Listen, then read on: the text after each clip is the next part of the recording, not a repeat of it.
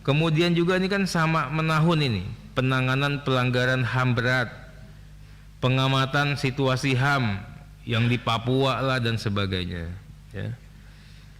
Ini bisa nggak lebih bagus lagi? Kenapa lebih bagus lagi? Kan banyak sekali yang isu-isu yang belakangan ini apa nih? Isu-isu misalnya pelanggaran HAM atau isu HAM terkait dengan yang namanya TPPU, pencucian uang, ya kan, orang kaya boleh nggak gitu loh, ya kan. Kemudian isu-isu TPPO, perdagangan orang.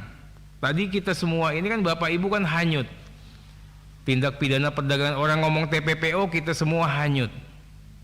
Saya nggak ngelihat tuh, ya. Saya mohon maaf ini Komnas HAM, kan Komnas HAM ada kajian juga ya. TPPO ini bukan di penegakan hukum. TPPO hulunya apa? Itu loh. Harusnya ada kajian Komnas HAM. Hulunya apa? Hulunya kalau semua gratis nggak ada yang ilegal. Bisa nggak Komnas HAM ngasih rekomendasi? Kami Komisi 3 udah kerja loh. Sebelum banyak orang ngomong TPPO, apa contohnya? Untuk pekerja migran kali pertama kita gratisin paspor. Iya, pampisah. Gratis Pak. Itu bukti Komisi 3 bekerja. Itu. Sekarang bisa nggak karena di luar Komisi 3? Untuk buruh migran, untuk kesehatannya dibuat gratis. Untuk buruh migran, balai latihan kerjanya dibuat gratis. Udah nggak ada lagi yang namanya buruh ilegal itu. Jadi nyelesain masalah itu jangan penegakan hukum ininya begini, enggak. Sumber masalahnya di situ, semua berbayar mahal, orang jadi ilegal. Itu. Nah, ini kan teman-teman saya punya aset yang ada di sini, salah satunya kan udah apal betul di Kementerian Tenaga Kerja. Saya Mbak, waktu 2 tahun yang lalu kan saya udah bilang, ada nih mafia tenaga kerja namanya, mohon maaf ini saya bukan bicara gender, kan ada 2 orang lah itu namanya perempuan loh kan. Itu aja ditangkap dulu kan bisa selesai, kebuka itu semua. Saya udah cerita juga waktu itu Mbak, zamannya Covid Pak Ketua, itu dijajarin begini semua.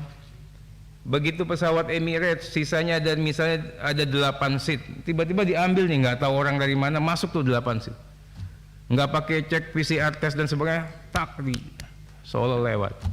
Masuk Dubai, cek lagi ada pesawat yang kosong kemana? Oh ke Maroko kosong, dimasukin lagi 4 orang ke Maroko. Itu. Yang begini ini semuanya terlibat. Udah kita kasih tahu, itu loh.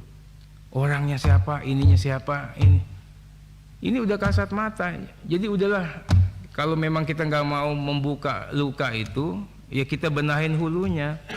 Tolong dibuat rekomendasi, semuanya digratiskan sehingga tidak ada lagi yang buruh migran ilegal, pekerja migran Indonesia yang ilegal. Satu. Yang kedua, kita juga nyontek dong itu yang kayak di negara-negara sebelah.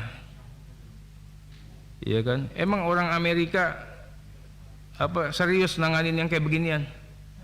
Enggak. Dia butuh pekerja-pekerja migran dari sana. Dia butuh yang ilegal. Gitu loh. Kita yang harus lebih pinter. Nah, kami minta Komnas HAM kajiannya juga, ini kan banyak sekali anggaran-anggaran yang mengenai kajian ini. Berikutnya mengenai masalah halaman 42. Saya pikir Komnas HAM yang sekarang kan udah bagian dari keluarga kami lah. Tapi saya masih melihat ada kalimat ini. Kalimat halaman 42 paling atas. Negara melakukan pembiaran sehingga mengakibatkan hilangnya hak untuk hidup dan hak atas kesehatan bagi setidaknya 326 anak. Kalau saya lihat yang masalah yang gagal ginjal itu bukan pembiaran negara Mbak. Itu. Ini negara begitu tahu ada keadaan yang seperti ini, negara sudah berbuat. Nah, kemudian resep dokter sama resep obatnya dari teman-teman Komnas saya pikir juga kurang tepat. Ini nih, banyak kan usulan LPSK harus kayak gimana, kepolisian harus bagaimana dan sebagainya. Nah, kami juga minta besok-besok harus terukur lagi.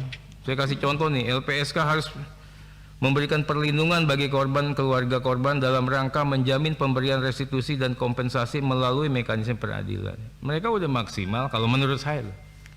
Ya. Nah, ini semua harus terukur lah. Nah, saya baru ke anggaran. Halo, selamat berjumpa dengan saya Anika, pembaca berita podcastnews.id. Saksikan terus konten-konten menarik dari kami. Jangan lupa subscribe, like, dan komen. Terima kasih.